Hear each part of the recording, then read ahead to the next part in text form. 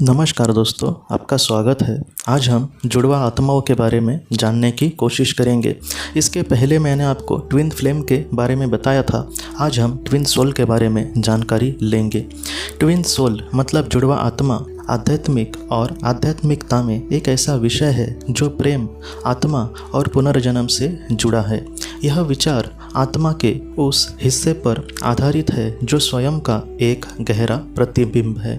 यह केवल प्रेम संबंध तक सीमित नहीं है, बल्कि आत्मा के विकास, जागरूकता और पूर्णता का मार्ग भी है। The Laws of Spirit World और डॉक्टर माइकल न्यूटन और डॉक्टर ब्रायन विस जी के पुस्तकों में जुड़वा आत्माओं के रहस्य को उजागर करने का प्रयास किया है। इस पुस्तकों के माध्यम से यह समझ आ सकता है कि जुड़वा आत्माएं एक दूसरे के लिए कैसे जन्मों से बंधी होती है और वे आत्मिक यात्रा में किस प्रकार योगदान करती है। लॉज ऑफ स्पिरिट वर्ल्ड के अनुसार हर आत्मा का एक जुड़वा साथी होता है। परमात्मा ने आत्माओं का जब निर्माण किया तब उस आत्मा का एक विशिष्ट स्तर पे दो हिस्सों में विभाजन किया गया।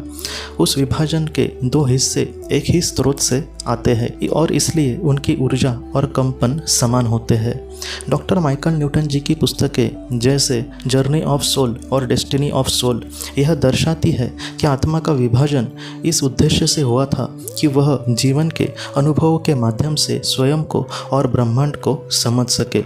आत्मा के ये दो हिस्से विभिन्न जीवन कालों में अलग अलग समय और अलग अलग स्थान पर जन्म ले सकते हैं, लेकिन उनका आपसी संबंध आध्यात्मिक स्तर पर हमेशा जुड़ा रहता है। डॉक्टर ब्रायन विस, जो मैनी लाइव्स और मैनी मास्टर्स इस किताब के लेखक हैं, वह कहते हैं कि जुड़वा आत्माएं न केवल प्रेम संबंधी बल्कि शिक्षक, मित्र या फिर परिवार के सदस्य के रूप में भी हमारे साथ जुड़े रह सकते हैं।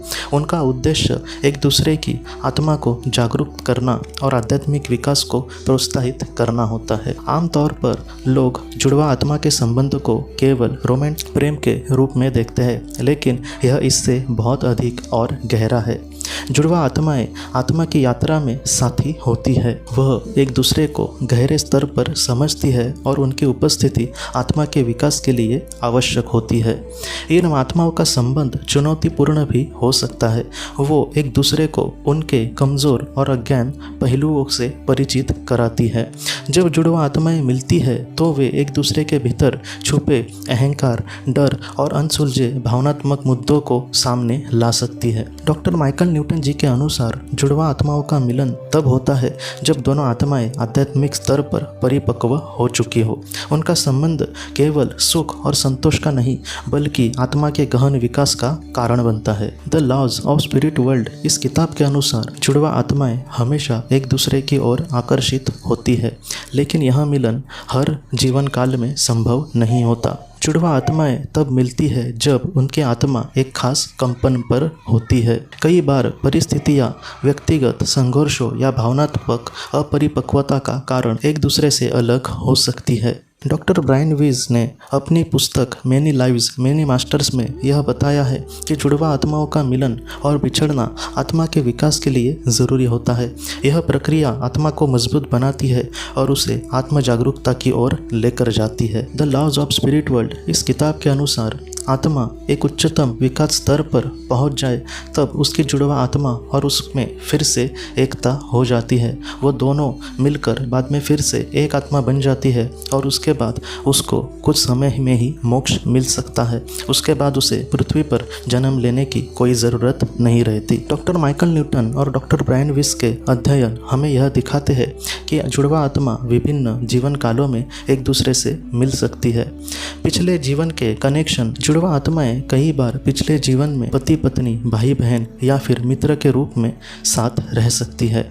हर जन्म में उनकी मुलाकात का एक उद्देश्य होता है, या तो ये उन्हें एक दूसरे को मदद करनी होती है या फिर किसी खास बात का सबक भी सिखाना होता है, इसलिए वो हमारे जीवन में आ सकते हैं। The Laws of Spirit World यह किताब हमें कहती है आत्माएं तब तक पुनर्जन्म लेती रहती है जब तक वे अपने कर्म और आत्मा के पाठों को पूरा नहीं कर लेती। जुड़वा आत्माएं इस यात्रा का एक महत्वपूर्ण हिस्सा होती है। डॉक्टर ब्रायन विस और डॉक्टर माइकल न्यूटन के अनुसार जुड़वा आत्माएं आत्मा के विकास और आत्म जागरूकता में योगदान करती है। जुड़वा आत्मा हमारे भीतर के सच का प्रतिबिंब होती है। वह हमारी अच्छाई और कमजोरियों को दिखाती है। जुड़वा आत्मा के साथ का अनुभव कभी कभी चुनौतीपूर्ण हो सकता है, क्योंकि वह हमारे भीतर छुपे डर और अहंकार और अनसुलझे भावनाओं को भी उजागर करती है। यह संबंध सच्चे प्यार, करुणा और क्षमा को समझने का बहुत ही बड़ा माध्यम बन सकता है। जुड़वा आत्माओं का मिलन हमेशा खास और इसमें कुछ विशिष्ट संकेत भी हो सकते हैं। पहली मुलाकात में एक गहरा और अद्वितीय कनेक्शन उस आत्मा को महसूस हो सकता है। दोनों का जीवन का अनुभव, दृष्टिकोण और उद्देश्य में बहुत हद तक समानता होती है। बिना शब्दों के भी वो एक दूसरे को समझने की क्षमता रखते हैं। मिलन के बाद जीवन में बड़े बदलाव और आध्यात्मिक जागरूकता उनके आती है। डॉक्टर ब्रायन विच जी के अनुसार जुड़वा आत्माओं का मिलन आत्मा को उसके उच्चतम उद्देश्य की ओर लेकर जाने के लिए होता है। जुड़वा आत्माओं की खोज और चुनौतियाँ। जुड़वा आत्माओं की खोज आसान नहीं है। जुड़वा आत्मा ऐसी नहीं होती कि जिसको हम खोजने के लिए कोशिश करें और वो हमारे सामने आए। अगर किसी के जीवन में जुड़वा आत्मा का आना है तो वह अपने आप किसी न किसी माध्यम से ज़रूर हमारे सामने आएगी। जुड़वा आत्माओं का संबंध शुरुआत में उलझनों और संघर्षों से भी भरा हो सकता है।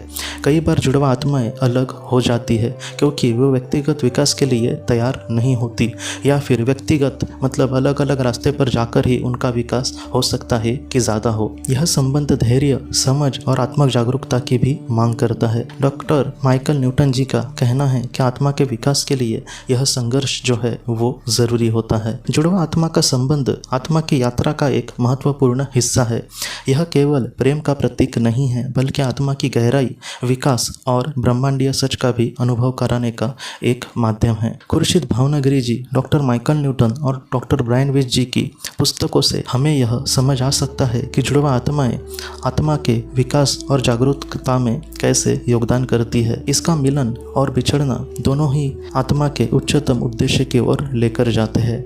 जुड़वा आत्मा का संबंध यह सिखाता है कि सच्चा प्यार, करुणा, आत्मा की पूर्णता कैसे प्राप्त की जा सकती है। यह संबंध जीवन के गहरे सत्य और ब्रह्मांड के रहस्य को भी उजागर करती है। तो इसी तरीके से वीडियोस देखने के लिए दोस्तों हमारे चैनल के साथ आप जुड़े रहना।